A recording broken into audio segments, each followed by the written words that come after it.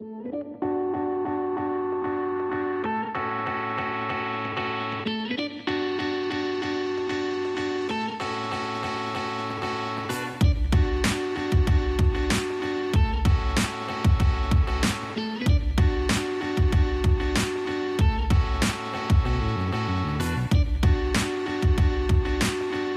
ดีวันนี้ตอนนี้เขาอยู่สนามบินสุวรรณภูมิเนาะเขากำลังขึ้นไปประเทศจีนไปเมืองเฉินตูเชียน้องตูไปคันนี้คือไปเฮ็ดเบียกเป็นรักเที่ยวพร้อมบางทีที่หญิงน่ารักเที่ยวพร้อมวันนี้เขามาแล้วมีดีตากล้องด้วยกันตากล้องสองคนแล้วก็รักเที่ยวด้วยกันเนาะวันนี้แฟนมาสบายนี่เศษด้วยที่มาเปิดตาลาว ไปดี เขาที่ไปประเทศจีนทั้งส่วนตูนี่ใช้เวลาเดินทางประมาณ3 ชั่วโมงแล้วที่เป็นยังไงจะไปเจอกันอยู่ประเทศจีน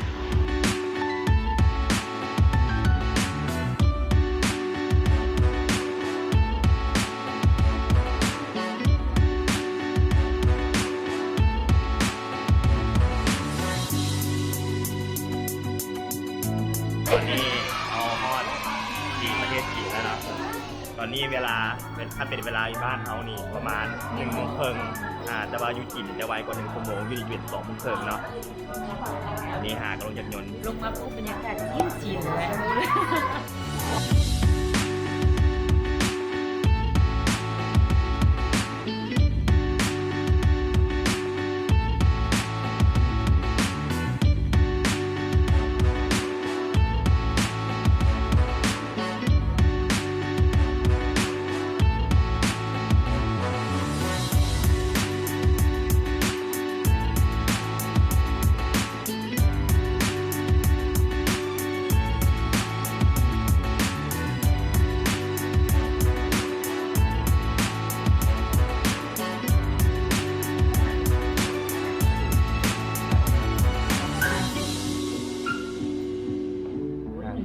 5008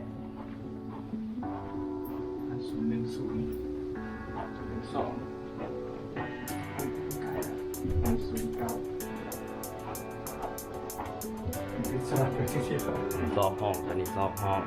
08นะโอ้ นี่อยู่นี่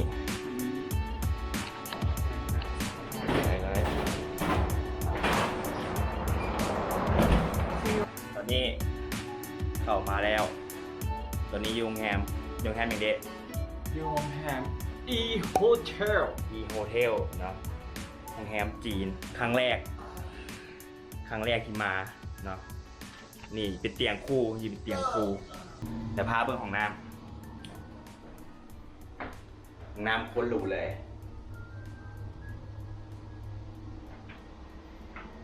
นี่โอ้บนต้องออกมาก็ได้มีทุกอย่างเลยมีหวีมียาถูแค้ว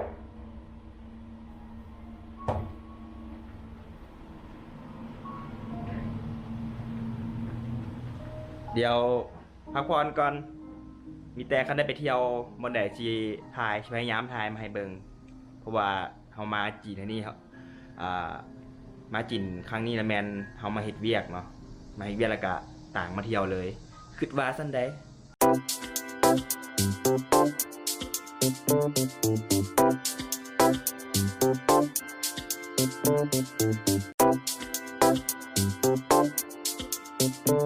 ตอนนี้เขามาอยู่ในงานมีแฟนชิปแล้วเนาะนี่ช่างภาพเขาที่ตอนนี้เตรียมเครื่องเข้างานนั่นแล้วตอนนี้ไอตอนกูเห็นแล้วพอไอตอนรู้สึกว่าน่าจะเข้าไปทางในนั่นแหละเข้าไปในงานแต่มือสวยเนาะเดี๋ยวตอนนี้คนกำลังเริ่มเข้ามาหลายเนาะตอนนี้คนที่มาเซียลาวเขามีหลายเนาะเดี๋ยวที่อินเสิร์ตภาพให้เบิ่งว่ามีทุ่งลาวหลายเนาะจะเป็นบรรยากาศที่เป็นเอาใจครับติดตามเบิ่งกันนะเดี๋ยวที่พยายามเก็บมาให้เบิ่ง ต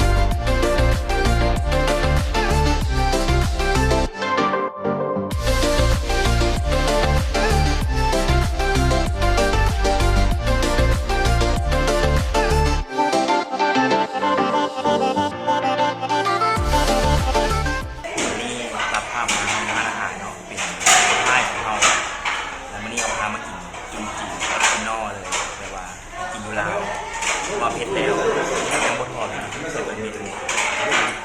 ยวิธีกินมันก็มีถ้าทีนี้มันคล้ายๆคือมันเป็นน้ำมันเอามาใส่ตัวนี้ใส่ผักอย่างน้ำเป็นน้ำมันหอมเราใส่เครื่องปรุงแล้วแต่ประมาณนี้เนาะ กินได้เลยเด้อ 对，尝一下你做什么东西呢？老师。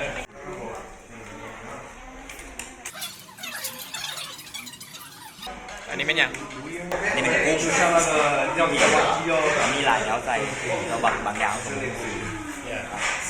ประมาณใกล้ๆเคียงกับของเราใส่มันจะมีบางอย่างก็เป็นออริจินอลจากยูนิแท้อันนี้เป็นกุ้งอันนี้ซีมแบบบกินมันก่อน Because it's high temperature. Yeah. Kills everything.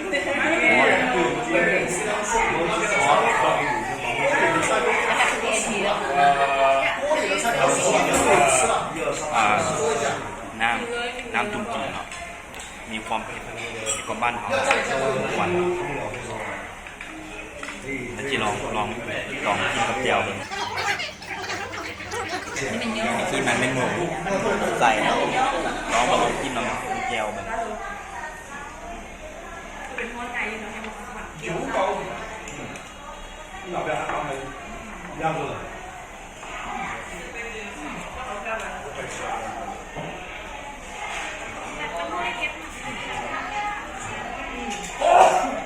โอ้โห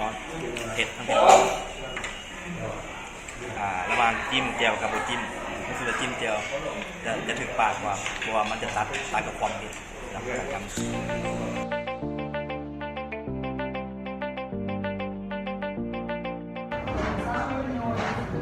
อันนี้เป็นเต้าหู้ทอดเต้าหู้จืดมีเอาจำมีเครื่องเทศเครื่องจำ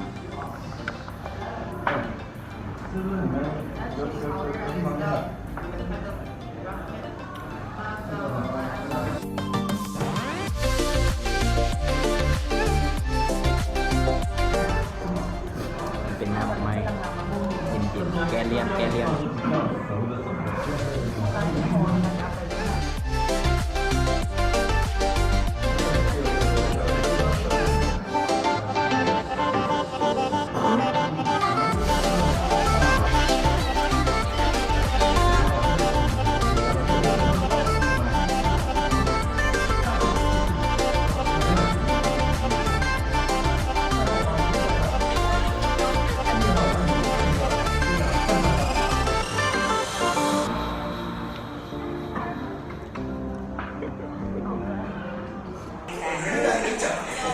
สมซื้อคนตามออริจินอลดีแท้ๆชิมไปถามกินคนเดียวอาจจะหมดเรื่องถามไปตอนนี้นะไปตอน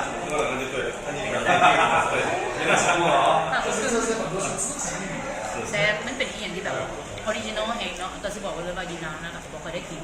แต่ว่ามันนี่คือน้ำก็กินเลยต้องได้กินแล้วก็วันนี้เขาได้กินแท้ๆมันนี่อย่างที่แบบมันแตกใหม่นี่มันมีเจลเนี่ยที่โบได้กินก็คือว่าจุ่มจีนมันจะต้องมีมันมีน้ำมันพืชป่นกับน้ำหอมเนาะแล้วก็น้ำมันข้าวเวลาเขากินเขาใช้รสชาติเขาปรุงอย่างเงี้ยปรุงจนมันหอมมันหวานแต่มันยังจะมีตัวให้เรากินเอง倒过来啊ใช่สรุปผลงานน้องตู่การอะไรจังไงหนึ่งเลย โอเคสำหรับน้องตูนะคะเมื่อคืนนี้ก็ถือว่าเห็นได้ดีจังเนาะทุกมันไปถามหลังวิธีนั้นคือว่าตอนทำเมื่อยเองนะบอกว่าเป็นอย่างหนักวิธีนะเขาต้องแบบเสิร์ฟสายต่อไปดูแบบพยายามที่สุดจนว่ารางวัล The Best Speaker เสื้อมาตัวนี้นะรางวัลตัวนี้ก็จะติดตามมาหลายมือแล้วใช่ไหมแต่ว่าน้องคนไหนกับเมื่อยได้รางวัลมาปุ๊บกับสาวเมื่อยเลย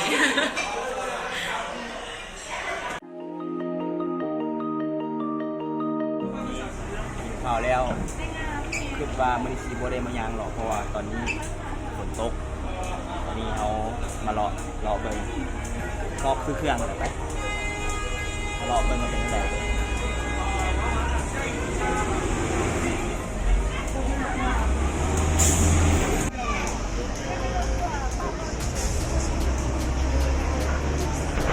好现卖的话，我们每天都香车才会拒绝。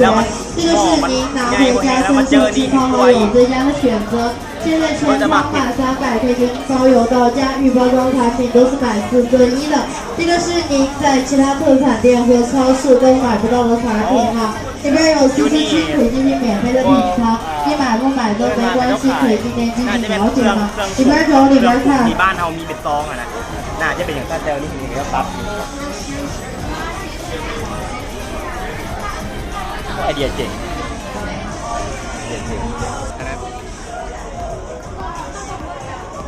下面是一个灯具，中间烧的是。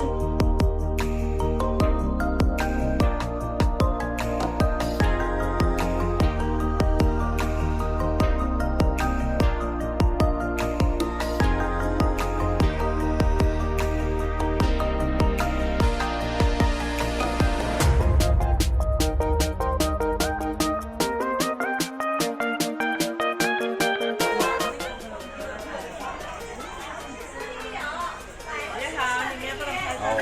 เป็นโมเดล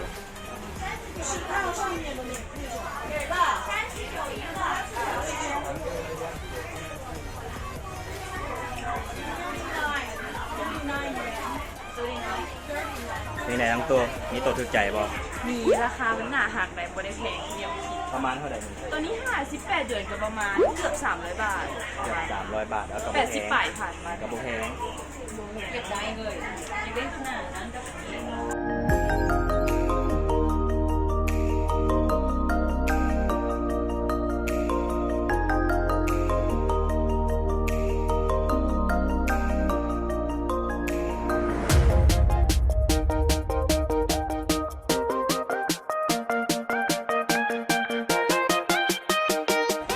นี่มาจีนแต่ตอนหาซอปปิ้งอยู่แล้วบุพลาดคืออย่างไงนี่ไอตอนซื้อนี่มันตอนนี่อย่างตอนนี้มันอยู่บ่ อันนี้ปิดตู้เย็นกับอันนี้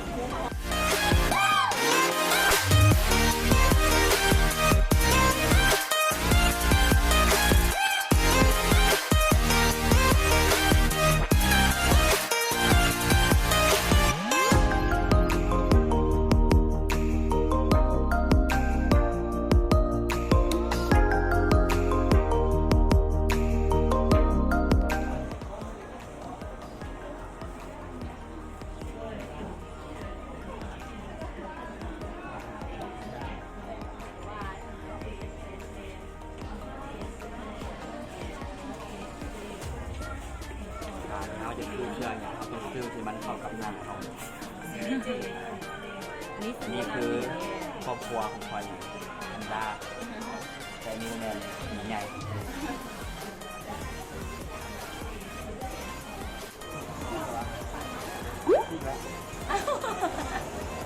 โอ้มันเป็นของเยอะเลยนี่ก็ได้ เงินด้วยนี่เงินเข้ากับงานเข้ากับนิวมันได้เยอะ เบิ่งราคาดู ราคา116หยวนประมาณ แสนปลาย 500มันเป็นเงินบาท500เงินบาทประมาณ8 บาทคือตลอดนี่เขายางมามีบริสุทธิ์อย่างนี้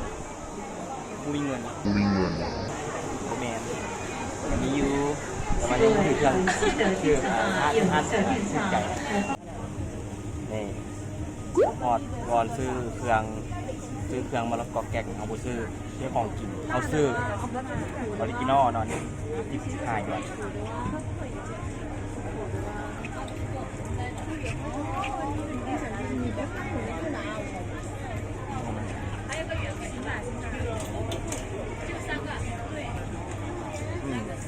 มันเป็นนม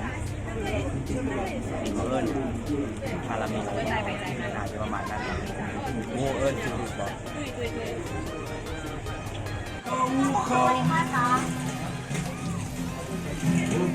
เจอของไม่ถูกใจต้องเพื่อนเล่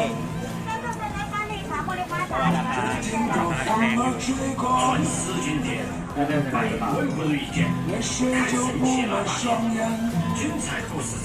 ต่อไปต่อมีเงิน